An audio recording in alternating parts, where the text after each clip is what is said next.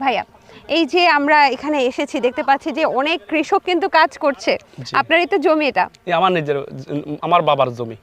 একটু ভিন্নতা দেখতে পাচ্ছি, সেই ভিন্নতা হচ্ছে আপনি ফুলকপির পাশাপাশি আবার সাথী ফসল, এটা কিন্তু সবসময় দেখি না আমরা, তাই না?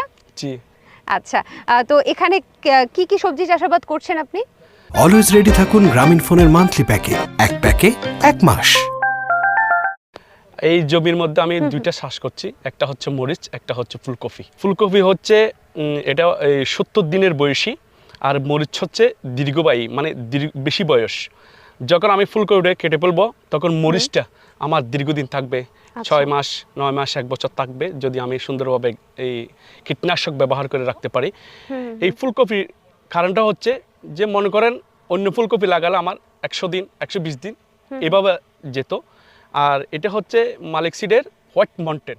এই ফুলকপিটার